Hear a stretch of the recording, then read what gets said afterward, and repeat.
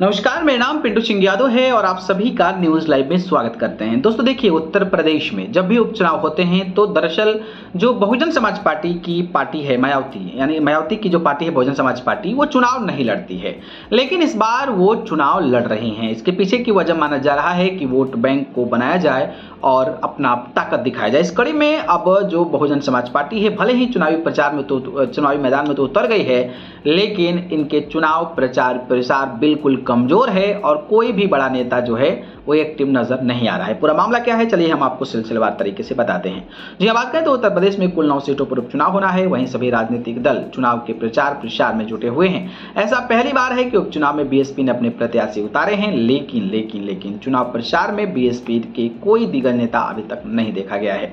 बता दें कि बीएसपी ने कुल 9 सीटों पर अपने प्रत्याशी उतारे हैं। पार्टी ने इन 9 सीटों पर प्रचार के लिए कुल 40 स्टार प्रचारकों की सूची तो जारी कर दी है, लेकिन अब तक जमीन पर कोई भी बड़ा नेता प्रचार करते हुए नजर नहीं आया है। बीएसपी प्रत्याशी अपने बल पर ही चुनाव लड़ रही है।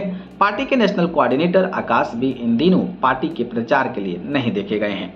यूपी उपचुनाव में बसपा को भाजपा सपा के बाद आजाद समाज पार्टी भी चुनौती दे रही है। आजाद समाज पार्टी के अध्यक्ष चंद्रशेखर आजाद खुद चुनावी प्रचार का जिम्मा संभाले हुए हैं। मायावती महाराष्ट्र और झारखंड में तो चुनाव प्रचार कर रही हैं, लेकिन यूपी में अभी तक उनकी कोई भी सभा नहीं हुई है। हरियाणा चुनाव के बाद आकाश आनंद ने भी अभी तक यूपी के लिए कोई सभा या जनसभा नहीं की है। पार्टी के प्रदेश अध्यक्ष विश्वनाथ पाल भले ही प्रचार में दिख रहे हों, लेकिन कोई भी नेता उपचुनाव में सक्रिय नहीं दिख रहा है। यूपी उपचुनाव में बसपा के लिए चुनावी मैदान में उतरी है। बसपा ने 2 मुस्लिम, 4 स्वर्ण और 2 ओबीसी और 1 दलित प्रत्याशी पर दांव लगाया है।